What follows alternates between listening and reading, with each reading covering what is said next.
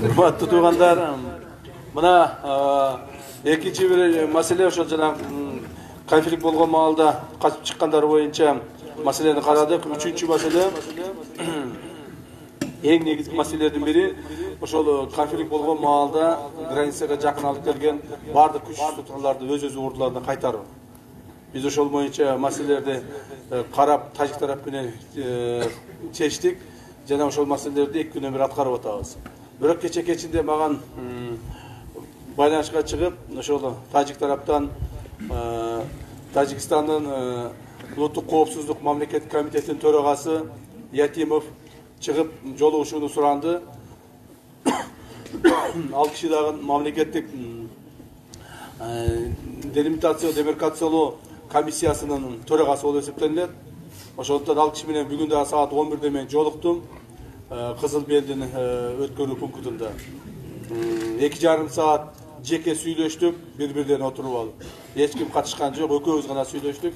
Жана ал боюнча жыйынтыктар боюнча биз айттык. Жыйынтыктар боюнча негизги жыйынтык болду. Бирден бир негизги жыйынтык бул бир. Биз чек ара маселелерин чечмейинче, чек ара маселелерин аныктап, эки мамлекет тарабынан бүтмөйүнчө бул конфликттер токтобойт деген чечимге келдик.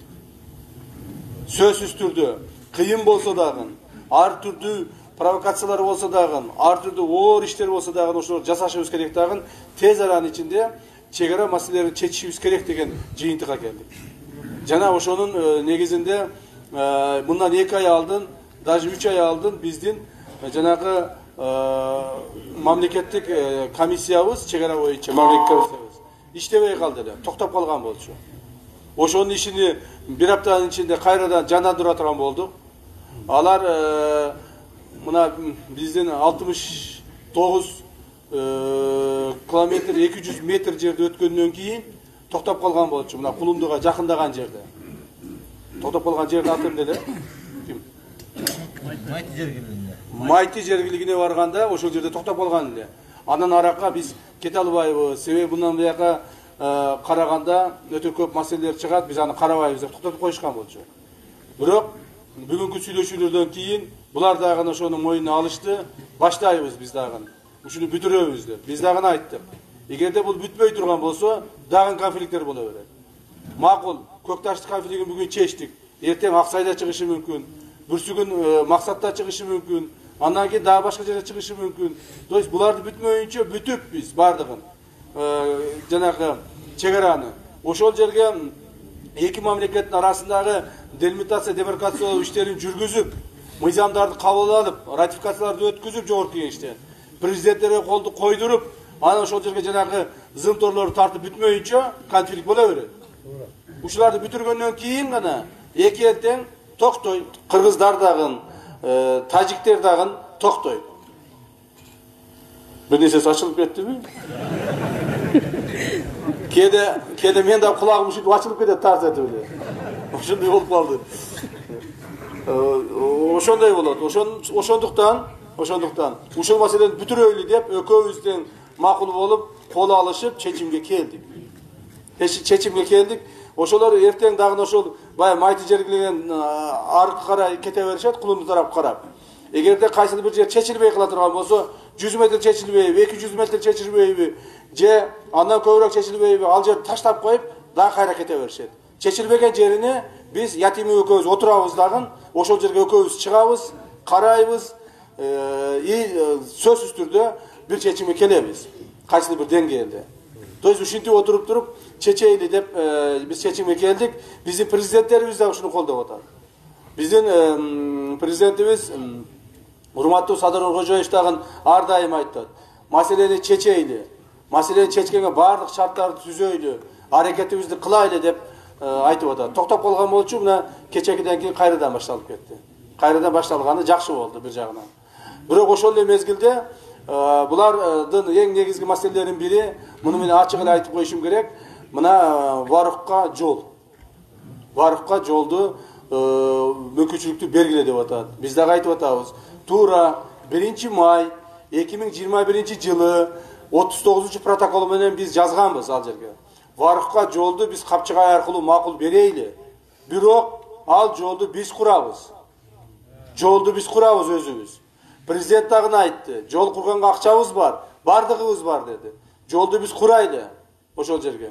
Эч маселе жок. Ошончо ал жерде 40 000 ел жашап атса, аларды өтпөйсүн деп тосуп койгон болбойт.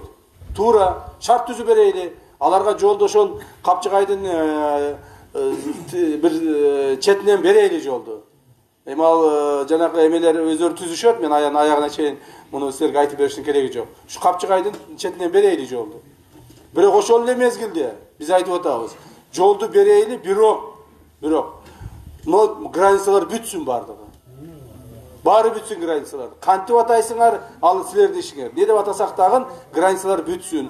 Кайсыл жерде бүтпөй аткан болсо, же болбосо жанагыдай элдер менен талаш тартыш болуп кала турган болсо, биз сөзсүз түрдө Кыргыз Республикасынын, Тажик Республикасынын элдери менен сүйлөшүп, жетекчилери менен сүйлөшүп, кайсыл бир деңгээлде орто чечимди кабыл алабыз. Бары бир деле. Бардыгы эле бир тараптуу болуп кыргыздарга чечилип, бир тараптуу болуп тажиктерге чечилбейт. Граница ушундай болот. Мына бул жерде ошол Кулунду, Интернационал, Арка, Максат, Борбордук жана башка жерлерди билесиздер. Ошол жактар чечилгенден кийин Кудай буйрса, биз бул жакка да келебиз. Бул жерде мына биздин Көктеректин маселеси турат, Орто Боздун маселеси турат булар тараптагы. Мына булар Таштумчуктун маселеси турат, жанагы Саманиондун маселеси турат. То есть маселе көп бул жерде дагы. Бул маселелерди дагы чечишибиз керек. Ушулардын бардыгын иреттеп коймоюнча, бир күн болбосо бир күн, Кудай сактасын, мондай конфликт боло берет экен. Конфликт болгон сайын эле мында адамдар өлүп атат, жарадар алып атышат, мамлекет көптөгөн зыяндар тартып атат. Кээ бир адамдарга билинбейт. Бирок бул биздин милдетибиз, мамлекеттин да милдети. Конфликт болгон сайын мамлекет миллиондогон чыгымдарга учурайт ар дайым. Канчалаган маселелер чечилиш керек болот, канчалаган маселелер келиш керек болот, кайра кетиш керек болот, өйдө болот, ылдый болот. То есть бул ар дайым зыянын алып келет. Зыянын алып келет. Ошондуктан, урматтуу туугандар, бул маселе Баткен облусунун маселеси, айрыкча чегара маселеси боюнча суроолордун бардыгы президентибиздин так көңүл борборунда.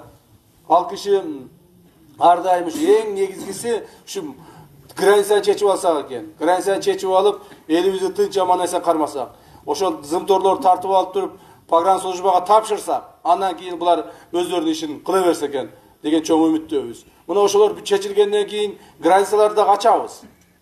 Тажик Республикасынын границаларды баарын ачабыз. Алар менен ынтымакта жашайбыз. Граница тартылган. Бул менин жерим, бул сенин жериң экен, так мыйзамдын чегинде аныкталган. Талаша турган эч нерсебиз жок. Мындан ары. Ким границаны бузса, ким мыйзамды бузса, жооп бере берет. Азыркыдай бул менин жерим, бул сенин жериң эле деп бири-бириз менен талашпай калабыз. Ошондо мына бул постторду ачабыз. Бири-бири менен эл бири-бирине каттайт, карым-катнаш болот. То есть тынччылыкта, ынтымакта жашашыбыз керек. Ушул негизги максатыбыз ушул. Жок, биз буларды сөзсүз жеңип алабыз, же чабышып алабыз деген ой жок, жанагындай болушу мүмкүн эмес. Аны менен биз жакшылыкка жетпейбиз. Бирок ошол эле мезгилде өзүбүздүн жерди, өзүбүздүн элди акыр аягына чейин жакшынака кылып коргоп калганга азыр мүмкүнчүлүгүбүз түзүлдү. Бардыгы бар, Кудайга шүгүр. 1 жылдын ичинде мүмкүнчүлүк түзүп алдык. Мен муну ачык эле айтып коеюн. Былтыры мындай эмес элек. Былтыры бир аз кыйналып турат элек. Биз жаңы келген маалыбыз эле. Анча-мынча маселелер жетпейт эле. Аны өткөн жылда болгон конфликт эле көрсөттү. Өзүңөр деле көрдүңөр. Азыркы маалда Кудайга шүгүрбүз. Кудайга шүгүрбүз. Бардыгы жетет, бардыгы бар. Силерди коргоп калганга, эл журту коргоп калганга мүмкүнчүлүгүбүз толук бойдон жетет. Толук бойдон жетет. Мындан бияка дагы болот.